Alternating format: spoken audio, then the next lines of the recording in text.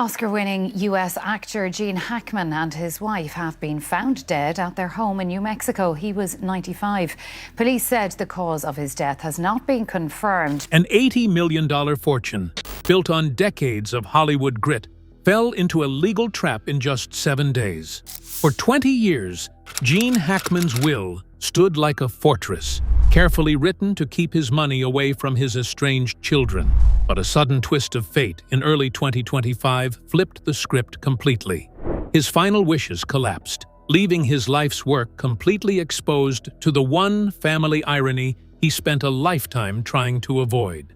Would you forgive your wealthy father after learning he did not even leave you a single cent?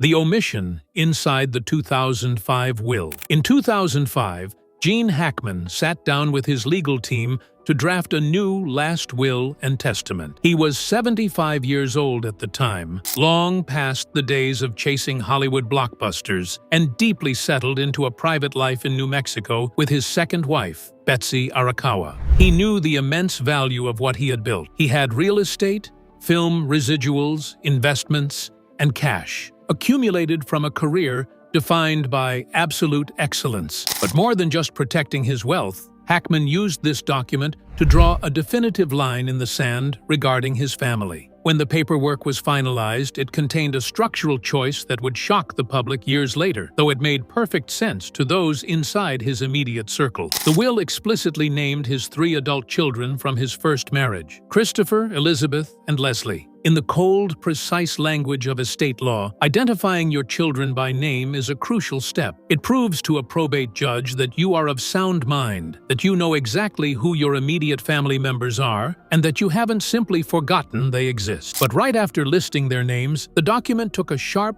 intentional turn. It stated that the entirety of his estate, without exception, was to be left to his wife, Betsy. His children were given no inheritance, no assets, and no contingency payouts. They were acknowledged, but they were entirely omitted from the wealth. To the outside world, cutting off your children looks like an act of sudden rage. But the reality of the Hackman family dynamic was far more complicated, stretched across decades of slow, quiet drift. Gene had married his first wife, Faye Maltese, in 1956, long before he was a household name. Together, they traveled the hard, broke road of an aspiring actor's life, moving from New York to California, scraping by while Gene fought for a break. By the time his career finally exploded in the late 60s and early 70s, the immense pressure of his newfound stardom began to fracture the household. Hackman was a notoriously intense actor, a man who threw his entire psychological weight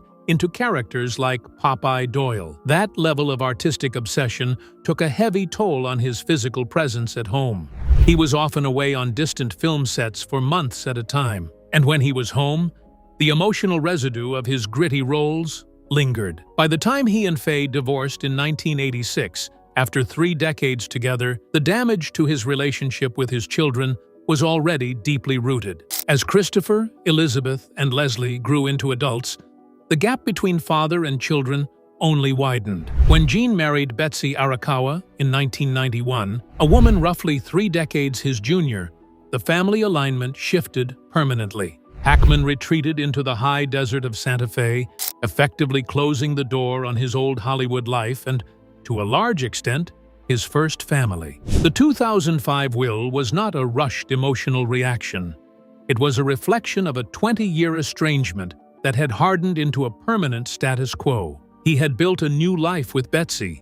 She had become his anchor, and in his mind, she was the only one who deserved to inherit the fruits of his labor. Legal experts who have since reviewed the strategy behind the 2005 document note that it was built like a fortress for the time it was written. Hackman's lawyers used standard, aggressive language to ensure that if any of his children attempted to contest the will after his passing, they would face an uphill battle against a clearly stated intent. The document made it undeniably clear that Betsy was the sole gatekeeper of the Hackman legacy. For 20 years, this paper sat in a vault, an unshakable barrier ensuring that the actor's final wishes would be executed exactly as he intended, keeping his fortune firmly within the boundary lines he had chosen. But the flaw in even the strongest fortress is that It can only protect you from the dangers you expect. Hackman and his legal team wrote a document that perfectly accounted for his past family grievances, but they completely failed to anticipate how a brutal timeline of just 7 days in the future could turn their legal masterpiece into a useless piece of paper. Every legal document is built on an assumption, but what happens when fate refuses to follow the script? The chronology of failure. When Gene Hackman finalized his will in 2005, he and his legal team made a massive gamble on a single variable: life expectancy. His wife, Betsy Arakawa, was roughly 30 years younger than him. From a purely statistical standpoint, the setup seemed flawless. Hackman was already in his mid-70s, and it was widely expected that he would pass away first, leaving Betsy to inherit the $80 million empire securely. Because the future seemed so mathematically certain, Hackman's will did not include a contingent beneficiary, a standard backup choice that specifies who gets the money if the primary heir dies first. The document was a straight line with no detour, completely lacking a plan B. That total reliance on a single outcome proved to be a fatal flaw in early 2025. In a staggering twist of timing, the script flipped in the most tragic way possible. Betsy contracted hantavirus pulmonary syndrome, a rare and aggressive virus, and passed away suddenly at the age of 65. Hackman, who was 95 and suffering from advanced Alzheimer's disease, was left entirely alone in their isolated Santa Fe compound. Due to his severe cognitive decline, investigators believe the legendary actor did not fully comprehend that his wife had died. He lived silently alongside her tragic passing for 6 agonizing days before his own body succumbed to natural heart failure. Because of those 6 days, a devastating legal sequence was set into motion. Legally, since Betsy died first, her own estate plan was triggered. Ironically, her will stated that if Hackman failed to survive her by at least 90 days, her personal assets, including several high-value real estate properties held solely in her name, would automatically bypass him and go into a charitable trust. But Hackman's $80 million personal fortune was a completely different story. Because he outlived his wife by less than a week, he legally remained the owner of his massive wealth up until the moment his own heart stopped. When he died, his 2005 will was brought before a probate court, but because its sole beneficiary was already dead, the core structure of the document instantly collapsed. With no backup beneficiary named in the paperwork, the $80 million estate was suddenly ruled as a partial intestacy. In the eyes of the law, dying intestate means your final wishes are treated as if they do not exist. When a will fails to name a living person to inherit the money, the court has no choice but to throw out the document's restrictions and hand the keys over to default state laws. These default statutes are entirely rigid. They do not care about old family feuds, personal grudges, or 20-year estrangements. Instead, they follow a strict bloodline hierarchy, mandating that the estate must pass directly to the deceased person's closest living blood relatives. For Gene Hackman, those relatives were the exact 3 children he had spent 2 decades intentionally keeping out of his financial legacy: Christopher, Elizabeth, and Leslie. Compounding this disaster was a secondary failure in paperwork management. Hackman had originally named a trusted backup executor to help navigate his affairs if things got complicated, but that attorney had passed away in 2019. In the 6 years between the attorney's death and his own passing, Hackman's advanced Alzheimer's meant he lacked the mental capacity to update his documents or appoint a new representative.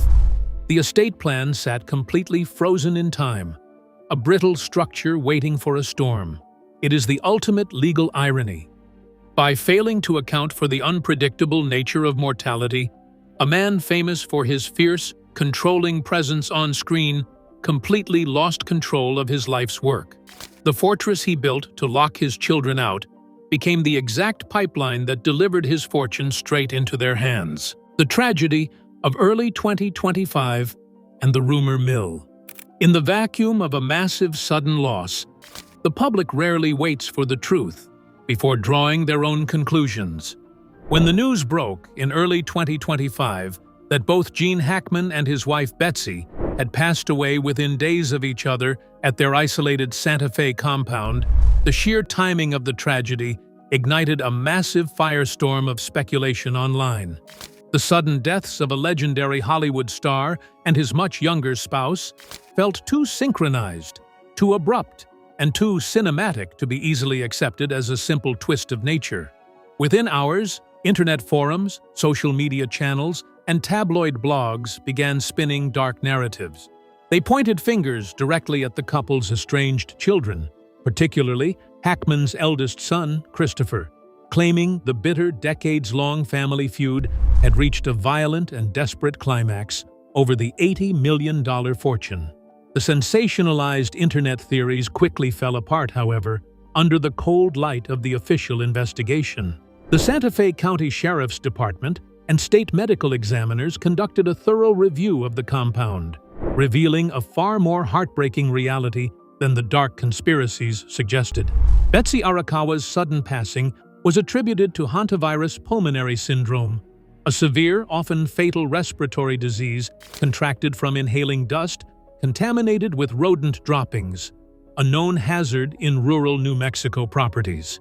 Gene Hackman, already incredibly frail at 95 and suffering from advanced Alzheimer's disease, passed away 6 days later from natural heart failure, his body simply giving out after the loss of his primary caregiver.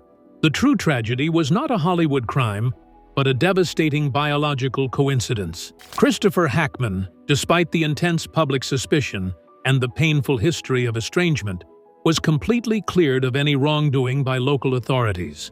The dark assumptions that a bitter son had forced his way into the estate to claim his inheritance were proven to be entirely baseless fabrications of the digital rumor mill. Yet, the speed with which the public believed the worst about the Hackman family speaks volumes about the visible cracks in Gene's personal life. People were so aware of the deep-seated anger and the cold legal lines drawn in the 2005 will that they naturally assumed the worst. It became a harsh reminder of how public perception can weaponize private pain, turning a tragic double mourning into a tabloid mystery.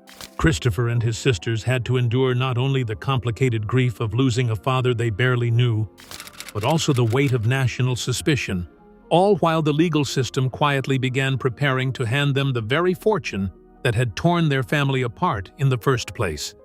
But long before the legal battles and the late-night internet theories, there was a completely different kind of story unfolding in the high desert of Santa Fe. The 30-year love story.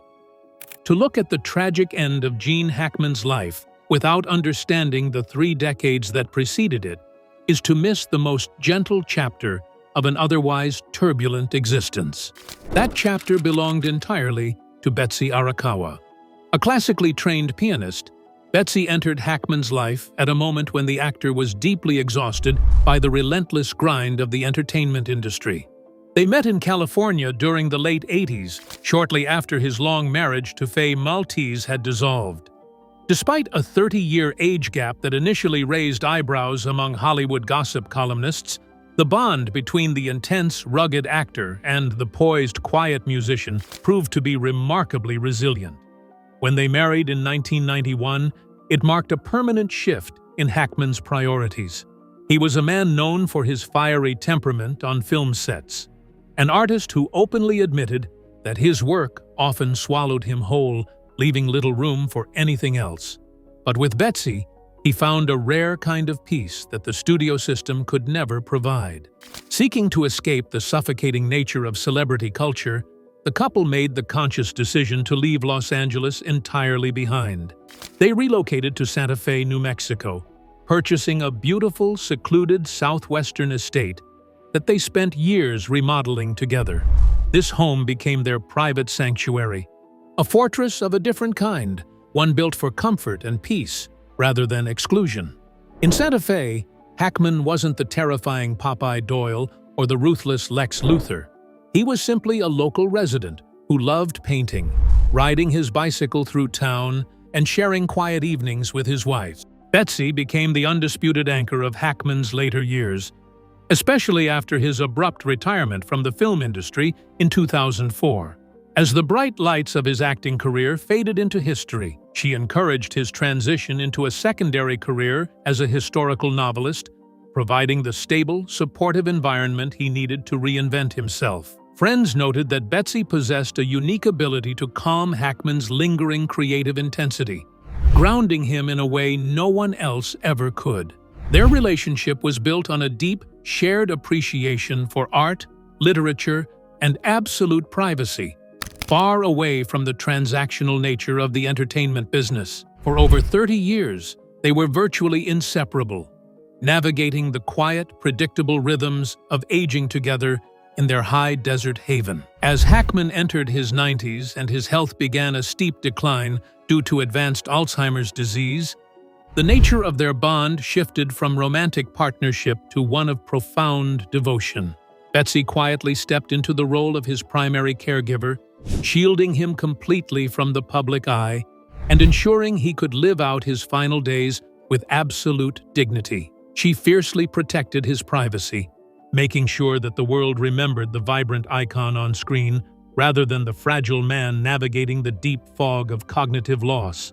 This immense daily pressure took a heavy physical and emotional toll on her, yet she remained steadfast by his side. It is perhaps the cruelest irony of all that her relentless dedication to his survival ultimately masked her own failing health, leading to the sudden, tragic illness that took her life just days before his. Their 30-year love story was the one true success in Hackman's complicated personal history, making its sudden, messy legal aftermath feel like an entirely different universe from the quiet life they actually shared. To get why the stakes of this $80 million fortune felt so massive, you have to understand the sheer weight of the man who built it from absolutely nothing, the hard-fought rise. Hollywood didn't hand Gene Hackman a career. He had to take it by force, driven by a deep, generational anger that shaped his entire approach to life. Born during the height of the Great Depression in San Bernardino, California, Hackman's childhood was fractured early on by economic hardship and emotional abandonment. When he was just 13 years old, his father walked out on the family, offering nothing more than a casual wave down the street as he drove away. It was a cold rejection that left an indelible mark on the young boy, instilling in him a fierce, lifelong mistrust of dependency and a desperate need to build an unassailable wall of financial security. At 16, looking for an escape from his broken home and the limitations of his small town, Hackman lied about his age to enlist in the United States Marine Corps. He spent nearly 5 years serving as a field radio operator, a grueling experience that reinforced his natural discipline, hardened his exterior, and exposed him to the raw, unvarnished realities of the world. When he finally left the military, he bounced between menial jobs, working as a truck driver, a soda jerk, and a doorman, all while harboring a quiet, desperate desire to act. He eventually enrolled at the Pasadena Playhouse in 1956, a prestigious training ground where he hoped to finally find his footing. Instead, he found a system that completely dismissed his raw, unpolished talent. It was at the Playhouse that Hackman met a fellow outsider named Dustin Hoffman. Neither man fit the mold of the classic, handsome Hollywood leading man of the 50s. They were rugged, untamed, and entirely out of step with the studio system's polished expectations. The faculty at the Pasadena Playhouse held such little faith in their prospects that they infamously voted Hackman and Hoffman least likely to succeed, giving Hackman a dismal psychological score of 1 out of 10. Rather than crushing his spirit, the brutal rejection weaponized his resolve. Hackman packed his bags and moved to New York City with Hoffman, sleeping on kitchen floors and working night shifts just to survive while auditioning for any minor role he could find. This prolonged period of poverty and professional rejection forged the emotional engine that would define his greatest performances. He spent years in the wilderness of the acting world, surviving on pure grit while watching lesser talents find easy success. By the time he finally landed his breakout role in Bonnie and Clyde in 1967, earning an Academy Award nomination at the age of 37, Hackman was not a wide-eyed idealist. He was a hardened, hyper-focused professional who viewed acting not as a glamorous calling, but as a brutal, competitive trade. He had fought through decades of obscurity to prove his doubters wrong, and that immense, hard-fought journey ensured that every single dollar he earned throughout the rest of his life would be guarded with a fierce, almost obsessive possessiveness. The definitive projects. Hollywood didn't hand Gene Hackman stardom. He took it by force through characters that felt dangerously real, building a filmography that directly funded his $80 million empire. The true turning point came in 1971 with The French Connection. As Detective Popeye Doyle, Hackman channeled all of his real-world frustration and psychological weight into a performance that redefined the cinematic anti-hero. The legendary car chase under the elevated train tracks wasn't just a stunt. It was a physical manifestation of Hackman's raw acting energy. The role earned him his first Academy Award for Best Actor, catapulting him from a respected character actor into a highly paid box office draw who could demand top dollar for his presence. He proved his incredible versatility just a few years later by jumping from gritty realism to comic book royalty. In 1978, he took on the iconic role of Lex Luthor in Superman. While purists wondered if an Oscar winner would look ridiculous in a superhero film, Hackman brought a brilliant, narcissistic villainy to the screen that balanced humor with genuine malice. His performance set the gold standard for comic book antagonists for generations to come. And more importantly, the massive commercial success of the franchise guaranteed him astronomical payouts and long-term residual checks that steadily filled his financial reserves for decades. Yet, his absolute masterpiece came in 1992 with Clint Eastwood's dark western Unforgiven. Playing Little Bill Daggett, a brutal, sadistic sheriff who believes he is doing the right thing, Hackman delivered a chilling exploration of authority and violence. He initially turned down the role, exhausted by Hollywood brutality, but Eastwood convinced him to take it. The result was a masterclass in tension that earned Hackman his second Academy Award. From the quiet paranoia of the conversation to the legal suspense of the runaway jury, every project he chose was a calculated masterstroke. He treated filmmaking like a high-stakes business transaction, demanding absolute respect and massive compensation, ensuring that his life's work would yield a fortune grand enough to trigger a massive legal battle long after he walked away from the camera. Every single role he took on during this golden era added another brick to his impenetrable financial wall. Hackman was notorious for negotiating contracts that included back-end points, meaning he earned a percentage of the box office long after a movie left theaters. This relentless focus on long-term wealth generation turned his talent into an unstoppable printing press. He wasn't just working for a paycheck, he was creating a permanent financial dynasty. By the time he walked away from the screen, his accumulated residuals and smart investments had combined into an almost mythical sum.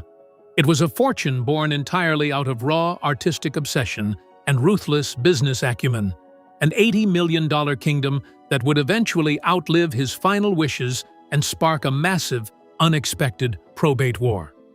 But a career that burns that hot almost always leaves scorched earth behind it, forcing a man to eventually choose between the spotlight and his own sanity. The retirement and the complex personal life. By 2004, Gene Hackman had reached his breaking point with the film industry. His final project, Welcome to Mooseport, was a light-hearted comedy that stood in stark contrast to the heavy, psychologically demanding roles that had defined his legacy. During the promotional tour for the movie, Hackman did an interview with Larry King and casually mentioned that he didn't think he would be making any more films. There was no grand press conference, no farewell tour, and no dramatic statement to the trades. He simply walked away from Hollywood at the age of 74, turning his back on millions of dollars in future paychecks to chase a quiet, anonymous existence in the desert. His retirement was not an act of lazy complacency, but rather a deliberate attempt to heal the parts of his life that his intense career had broken. For decades, Hackman had struggled to balance the immense, consuming pressure of his acting with the responsibilities of being a father to Christopher, Elizabeth, and Leslie. During his 30-year marriage to his first wife, Faye Maltese, Gene was largely an absent figure. The timeline of his greatest cinematic triumphs directly aligns with the childhoods of his kids. When he was filming masterpieces across the globe, he was missing birthdays, school milestones, and everyday family moments. The emotional intensity he brought to characters like Popeye Doyle didn't just turn off when the director yelled "cut." It traveled home with him, creating a tense, unpredictable household environment. By the time he relocated to Santa Fe with Betsy Arakawa in the early 90s, the emotional distance between Hackman and his first family had already hardened into a permanent estrangement. His children had grown into adults with their own independent lives, and the shared language between father and offspring had completely eroded. Rather than forcing a reconciliation, Hackman channeled his lingering creative energy into a second career as a historical novelist, publishing 5 books over the next 2 decades. Betsy became his primary collaborator, editing his manuscripts and providing the stable, quiet environment he had denied himself during his Hollywood peak. He replaced the chaos of film sets with the predictable rhythm of writing, painting, and enjoying his private property. Yet, this absolute isolation created a fragile reality. As Hackman aged into his 90s, his advanced Alzheimer's disease slowly erased his formidable persona, leaving him entirely dependent on Betsy's daily care. He had successfully built an impenetrable wall between himself and the outside world, effectively locking out the public, the media, and his estranged children. But by ensuring that nobody could get in, he unwittingly created a dangerous situation where nobody could help when things went wrong. The fierce independence that allowed him to conquer Hollywood ultimately left him isolated in a quiet house, a fragile man completely disconnected from his past family, waiting out his final days in a fortress of his own making. The ultimate irony. So where does that leave the Hackman legacy when the dust finally settles in probate court? The final reality of the $80 million empire is a masterclass in unintended consequences. Gene Hackman spent the better part of his adult life operating under a philosophy of absolute control. On set, he was a force of nature who demanded precision from everyone around him. In his personal life, he drew sharp, final boundaries, using his 2005 will as a legal blade to permanently sever his wealth from the bloodlines of his first marriage. He believed that by hiring top-tier legal minds and laying out his wishes in plain English, he had successfully engineered his own immortality and protected the woman who had spent 30 years serving as his emotional anchor. Yet, the law is completely blind to human intent when the paperwork itself fails to account for the chaotic nature of life. By failing to draft a simple backup plan, Hackman accidentally created a vacuum. In estate planning, a document that lacks flexibility is a fragile thing, and when the exact sequence of deaths disrupted the math, the law stepped in to fix the error using the easiest tool available. The ultimate twist is that the state of New Mexico's strict intestacy laws completely reversed 20 years of careful isolation in a matter of seconds. It did not matter that Hackman had spent decades ignoring his children, or that his children had long since accepted that they would never see a single dime of their father's Hollywood money. The legal mechanism stripped away the actor's power of choice, operating like an automatic conveyor belt that delivered his hard-earned millions right back to Christopher, Elizabeth, and Leslie. For a man who built his entire career on playing characters who fiercely resisted authority, his own final act was completely dictated by the rigid, unyielding rules of a probate judge. The very fortune that had originally fractured his household through the grueling, absent lifestyle of its making has now become the mechanism that binds his children back to his name. When the legal dust settles, the Hackman fortune will not go to a glamorous foundation, a massive Hollywood trust, or a chosen monument. It will be divided evenly among the very family members he tried to leave in the past, proving that no matter how high you build your walls, fate always finds a way to write its own ending. The story of Gene Hackman's fortune reminds us that life can break even the most carefully crafted plans. He conquered Hollywood through sheer force of will and spent decades securing his legacy only for a single week to reshape his entire life's work. In the end, $80 million couldn't outrun the unpredictable nature of time, proving that the law always has the final word when the script of life changes. It is a striking reminder that the empires we build often find their own way home. If you enjoyed this deep dive into Hollywood history, please subscribe for more.